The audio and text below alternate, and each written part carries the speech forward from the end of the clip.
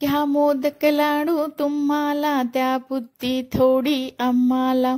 सुख करता की दुःख हरता, विघ्न विनाशक गणराया. गणपती बाप्पा मोरया, मंगलमूर्ती मोरया.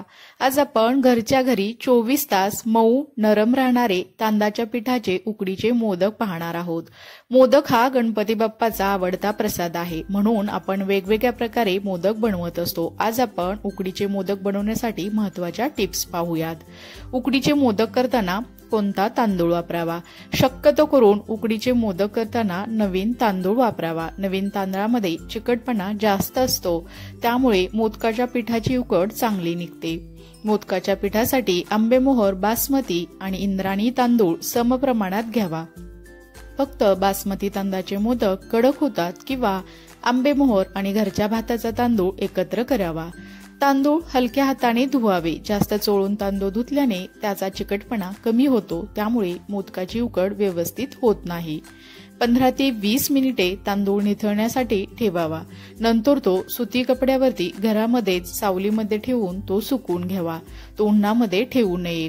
त्यानंतर हा तांदूळ दळून आणावा. शक्यतो छोट्या चिक्कीमध्येच हा दळून आणावा. सारण तयार करण्यासाठी नारळाचे पाणी पिऊन बघावे. सारण ते पाणी खराब असल्यास मोदकाचे सारण खराब होऊ शकते. 1 वाटी खवलेला नारळ असेल तर त्यास अर्धी वाटी गूळ घालावा. गूळ आणि खोबऱ्याचे मिश्रण व्यवस्थित एकत्रित करून घ्यावे. नंतर कढईमध्ये 1 चमचा तूप घालून त्यामध्ये तुमच्या आवडीनुसार ड्रायफ्रूट घालू शकता व ते व्यवस्थित परतले गेले की त्यामध्ये खवलेला नारळ तसेच गूळ घालून हे मिश्रण व्यवस्थित परतून घ्यावे. कढई हलकी वाटू लागली की समजावे आपले सारण तयार झाले. त्यानंतर वरून भाजलेली खसखस तसेच वेलची, जायफळ पूड घालावी. त्यामुळे सारण अगदी सुवासिक बनले जाते. सारण जास्त ओलसर वाटत असल्यास त्यात 2 चमचे तांदळाची पिठी घालू शकता किंवा सारण जास्त कोरडे वाटत असल्यास त्यास थोडे दूध वापरू शकता. त्यानंतर उकड काढण्यासाठी काही टिप्स पाहूयात. पिठी घालून उकड काढत असताना जेवढी पिठी आहे तेवढे पाणी वापरावे. पिठी घालून उकड काढत असताना जर ती कोरडी झाली असेल तर त्यामध्ये अर्धी वाटी इतकं पाणी वापरू शकता.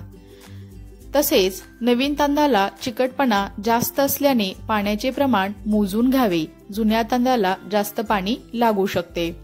अर्धे दूध आणि अर्धे पाणी वापरल्यास मोदक पांढरे शुभ्र आणि मऊ होतात. उकड काढताना त्यात तूप घातल्यास मोदकाला चांगली चमक येते. तसेच मोदक वळताना पिठी हाताला चिटकत नाही, परंतु तूप हे प्रमाणातच वापरावे. 1 वाटी पिठाला अर्धा चमचा तूप घालावे. उकड काढताना त्यात चिमूटभर मीठ आणि चिमूटभर पिठी साखर घालावी. त्यामुळे मोदकाला चांगली चव आणि चमक येते. दूध आणि पाणी उकळल्यावर त्यात तांदळाची पिठी घालावी. त्यामुळे उकड मऊ होते. उकड काढताना तर कोरडी झाली असेल तर वरून गरम पाण्याचा हबका मारावा. त्यानंतर 2-3 मिनिटे तसेच झाकून वाफ येऊ द्यावी. वाफ गेल्यावर उकड एका मोठ्या परातीत ओतून घ्यावी. सुरुवातीला उकड गरम असते, त्यामुळे एखाद्या मॅशरने गाठी मोडून घ्याव्यात. हाताला सोसवेल असं झालं की मग हाताने चांगली 5 ते 7 मिनिटे त्याची कणिक मळून घ्यावी. हाताला पीठ गरम लागत असल्यास थंड पाण्याचा हात घेऊन पीठ मळावे, म्हणजे आपल्या हाताला चटका बसणार नाही.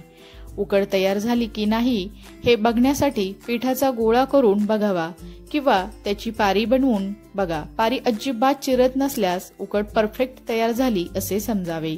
मोदक लगेच वळणार नसाल तर उकड ओल्या कपड्याने झाकून ठेवावी. जेवढे मोदक वळणार आहात तेवढीच उकड काढून घ्यावी. बाकीची उकड झाकून ठेवावी, त्यामुळे ती कडक होणार नाही. उकडीचा छोटा गोळा करून तांदळाच्या पिठात बुडवावा आणि पारी तयार करावी. पारी तयार करताना काठापासून सुरुवात करावी. पारी करताना 2 बोटाने आणि अंगठाचा वापर करून चिमटीने कळ्या पाडाव्यात. जर हाताने खोल बारीक करता येत नसेल तर कडेला पातळ आणि मध्ये जाडसर ठेवावी. मोदक करताना अधूनमधून पाण्यामध्ये हात बुडवून घ्यावा, नाहीतर उकड कोरडी होऊन पारी फाटू शकते. मोदक लगेच वाफवणार नसेल तर ओल्या सुती कपड्याने झाकून ठेवावेत.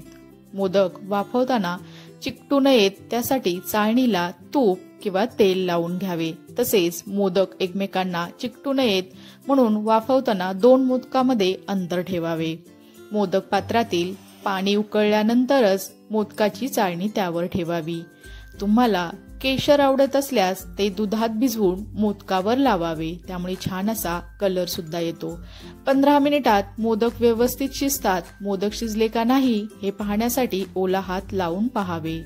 मोदक व्यवस्थित वाफावले नाही तर ते कच्चे राहण्याची शक्यता असते। वाफवून झाल्यावर चाळणी बाहेर काढून ठेवावी। हाताला पाणी लावून एक मोदक काढून घ्यावेत। गरम मोदक लगेच झाकून ठेवू नयेत, त्याची वाफ गेल्यावरच ते झाकून ठेवावे, नाहीतर त्यातील गूळ वितळून त्याचा पाक बाहेर येण्याची शक्यता असते। अशा प्रकारे घरगुती लोण्यासारखे मऊसूत असे मोदक तयार होतात। व्हिडिओ आवडला असेल तर चॅनेलला नक्की सबस्क्राईब करा। धन्यवाद।